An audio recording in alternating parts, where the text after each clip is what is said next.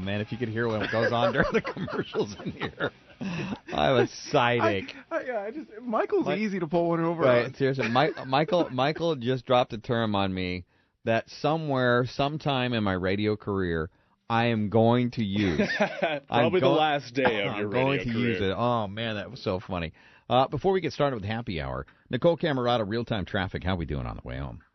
We've got a couple things going on. It looks like we have a two-car crash. It's I-5 southbound at Carmen Drive. It's on the right shoulder, but that ties it back to Haynes Road in Tigard because of that. Sunset Highway looking a lot better. That big accident that was 2 cars in accidents had police, medic, and fire on scene. They're all moved out now, and it is moving really, really steadily, so that's good news. It recovered quickly, but we do have big-time delays on I-205 northbound, Highway 217 southbound, I-5 northbound, and then just because of the water on the road and the fact that it's the last day of Vancouver spring break, I think that the Friday drive home is going to be a slow one. So definitely pack your patience. Next real-time traffic coming up at 4:33. Back to you. All right, 4:21. Nicole, you got to come down to the studio because This is fancy cocktails today. Even the glasses are fancy. Tim Riley is envious. A man who's never had a cocktail in his life said, that's almost enough to get me to come over just so I can have one of those cocktail glasses. Lance, tell us, how do you say the drink that we're having today? What's it called? So this is called a Kopstootje, which is a traditional Dutch way of drinking Dutch gin, Genever, and beer. So this is a double-fisted drink that we're going to have today. A little bit, yeah.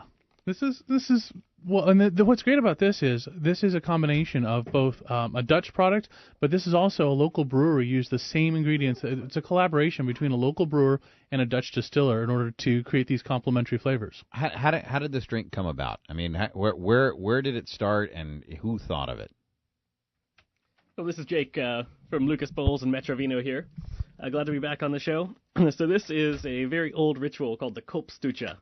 And literally that just means little headbutt in Dutch. And it's the Dutch beer in a shot. So the little headbutt comes from the actual glass, right? I mean, what's the name of the glass to begin with? Just to explain it, because it's a very fancy. Is it a shot glass? What type of glass is this? Yeah, it's a shot glass, but we call them tulip glasses because you can't see them on the radio, but they're curved upward a little bit. It's a really nice glass. And the idea is you fill it all the way to the brim. Yeah, I think on that one you still have a little bit of room.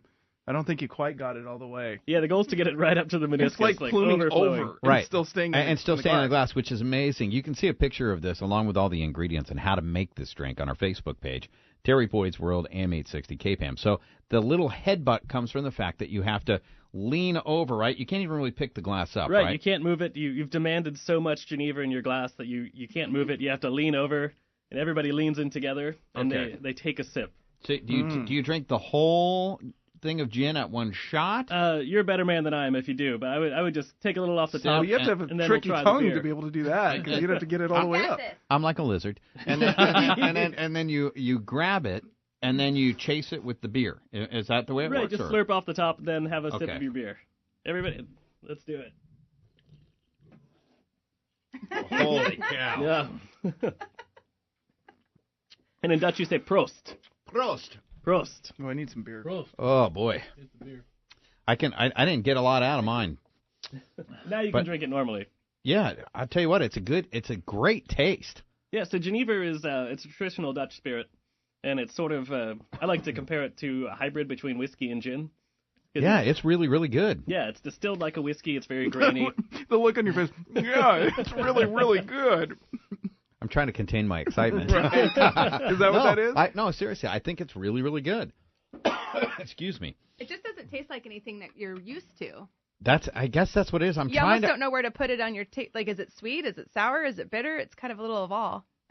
How did the drink evolve to begin with? Is it really just because, all right, I don't want to be cheated, I want you to fill this to the brim? We think that's how it came about, yeah. And then, of course, the beer, because beer goes great with it. In Holland, this would probably be Heineken, but this being Portland, we decided to team up with Upright Brewing to create a beer that was a lot better.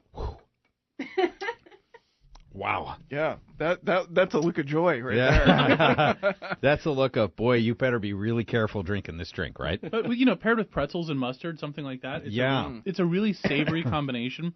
And the beer is from Upright Brewing, and they actually took the botanicals from this Genever, and they used it to brew a beer inspired by the Genever. So this pairing is really unique.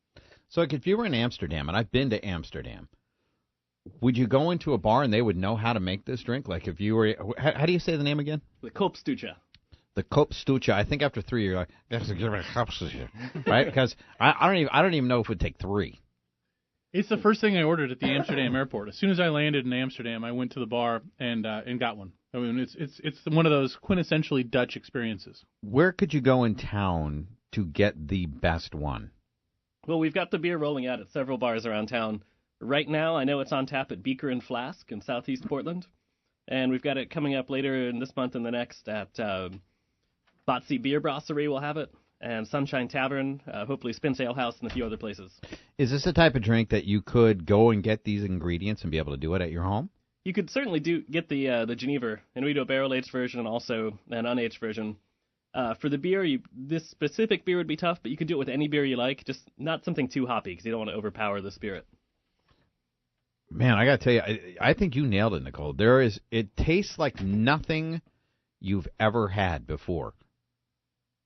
I can't put it, because when you mix them together, it doesn't taste like a spirit and it doesn't taste like a beer. There's a perfect blend here, leaving some sort of a taste you've never had before. It's more of a culinary experience than I would say a drinking experience. At least that's my perception.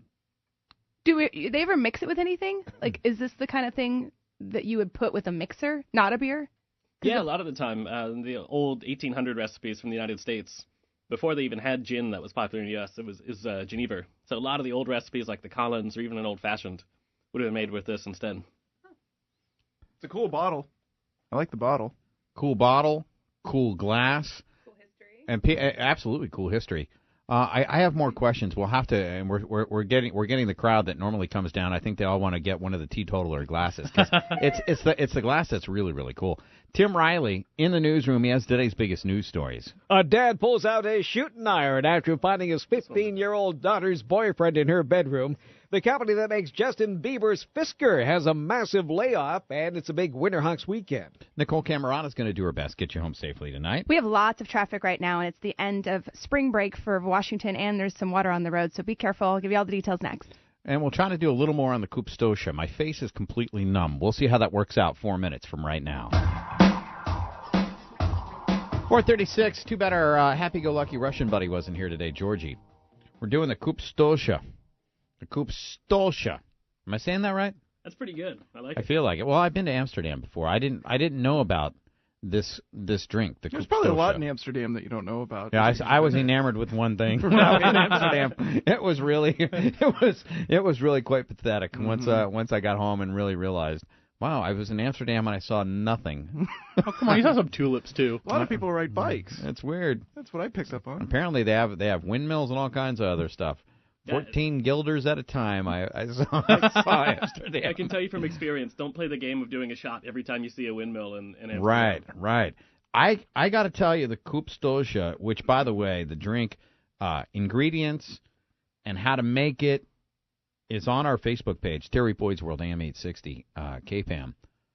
I don't know how many of these you could have in one sitting before you really found yourself in trouble. I wouldn't try and find out. I would try and limit that. It's or kind of have funny. a designated driver. Yeah, it's funny that you go to that, though. That's like your concern. Like, I had way too many Irish breakfasts one time, so now I know that's the number. But so on this, it's like that's what you go to. The reason I'm telling you that is we just had a sample. You know, it wasn't like we just came in and went, and I know this was a full-size cocktail, but it was sampled.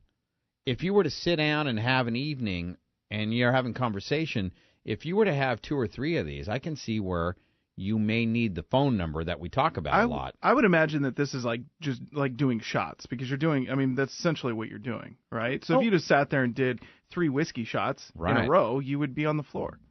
Well, and this is one of those things, though, that if you are out, you can sip it. I mean, you can have a little bit, and you can taste the beer, and you can the flavors complement each other. Order some food with this. This is really food friendly. Is that the right way to do it then? So you don't take the whole glass. What's the glass called again? You can see the picture of it. Yeah, tulip glass. Tulip glass. So you don't shoot the whole thing. You would sip it, then chase it, sip it, then chase it. Because if you shoot it and chase it, you will feel it. You will feel it immediately, I think.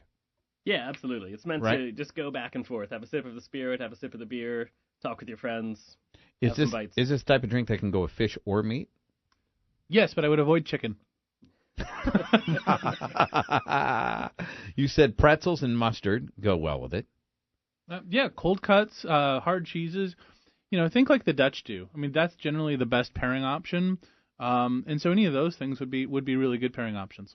Kopstootje is the name of the drink, and you said there were several places around town where you could go in and order it. Where are the other places that you said that, like, if someone's driving home tonight, maybe they're in traffic, they're like, you know what, I don't want to fight traffic. I want to try the Kopstootje. Where do you go? Tonight, the place to go is Beaker and Flask in southeast Portland. They've got a keg on tap. They've got the Genever. And then coming up later this month and next, we've got Sunshine Tavern and Batsy Beer Brasserie bringing the beer on tap. On a scale of 1 to 10, if you were to make this drink at home, what would you give it? A 0. Yeah, you it saw doesn't get him. any It's easier. No, 4 and 4. No, but how hard is it to find the two ingredients? Harder to drink it. You should go to any liquor store that's decent in Portland should have Genever. I mean, they should have Bols Genever. And then, it's really your selection in beer, and go to the grocery store for that. The upright is the one if you really want to have this particular experience where they've brewed it with the same botanicals as the distillery used, you need to go to Beaker and Flask. You got to get it. That's the way you have to do it. And I'm not saying that we have no reason to tell you to go do that other than the fact that that's the way the drink was made. It is a taste. Right, Matt? I'm not making this up. It's a taste that you've never had in a cocktail It's before. cool. But Yeah. it's not a bad taste. Like, No, I it's think we almost fantastic. might be giving it a little bit of a, like a bad rap. Negative it's connotation? it just tastes so different. You just, as an American, you want to put it somewhere on your palate that you can quickly identify, what its leading flavor is. Like I said, bitter, sweet, salty. It's just not any of those things, or it's all of those things. I'm not sure. I got to tell you, this may take the place of Dulcim at nighttime for me to go to sleep, because I have to tell you, maybe I'm a lightweight, but I don't think I am. I think everyone that has sampled this cocktail felt it, because you're talking about a shot of gin and a beer chaser. That's going to have a quick effect, I guess, if you try to put it away quickly. Sure, and I think a lot of people are at home probably thinking, oh, well, this is going to be this big shot of juniper, but this is a Dutch-style gin, so it's much more like a whiskey. Not nearly as harsh, yeah. Yeah, it's not nearly as harsh. This is the Dutch-style gins are really approachable in that manner, and so it's going to be a different experience for most people. It was really good. I don't drink a lot of gin, and maybe that's the reason why, but I'll tell you what, this is a drink. I might have found a new Irish breakfast. Well, don't order it in Astoria. Yeah, I can't go to Astoria. No, he'll move on to Lincoln City. Florence, next stop. Nicole Camerata, real-time traffic. How we doing on the way home? We actually have a pretty brutal commute, which I'm sorry to be the bearer of bad news. Like I was saying, we have big-time delays, basically. I-205 going northbound, Highway 217 southbound, I-5 northbound, and Highway 26 eastbound. Also, 2 accidents on the Sunset Highway, so that's not helping things. If you are coming in, you had a small little pocket there where it was pretty good, but right now it's pretty slow all the way past Murray down to the tunnel. We're also seeing lots of slowing if you're headed into Vancouver. A better option would be the Glen Jackson Bridge if you have a chance not to go over the interstate bridge. Lots of slowing also on I-205 out of Westland past 10th Street. It's busy, and then really picks up past Johnson Creek and stays that way till Stark Street. It's really not even moving all that quickly. And then looking pretty good, though, in a strange twist, considering it is the spring break for Washington. Airport Way looking pretty good, and the Glen Jackson Bridge is smooth sailing, so I would take that if you could. Next real-time traffic coming up at 4:51. Back to you guys. Nicole, thank you. It's 4:42. Everybody's having a good time with the Kopstootje. And just get it in your brain. I'm not going to tell you how to spell it. Just say, I want a Kopstootje. Go out and try something different this weekend. But if you try it 2 or 3 times, please program this number in your phone. 503-235-RIDE. That's pretty simple. Call a friend, somebody be a designated driver. I mean, there's a lot of different ways that you can do this, but it's a whole lot cheaper than the alternatives. And a lot safer. Guys, I got to tell you, thank you, man. That is such a good drink. I was uncertain. I'm a picky eater, and I'm just picky, plain picky about what I put in my mouth. I just am. I figure you got to get a giggle out of that. But it's one of those things where I look at it and I go, all right, I'm going to give it a shot. This is a really interesting cocktail. If you're heading into the weekend and you just want to have some fun and try something different, just, I don't know, broaden your horizon. Try it, the Kopstootje. When we come back, I told you a guy got out of prison after 42 years. Think about that. In prison for 42 years and absolutely never deserved to be there. I'll share that story with you next here on AM 860.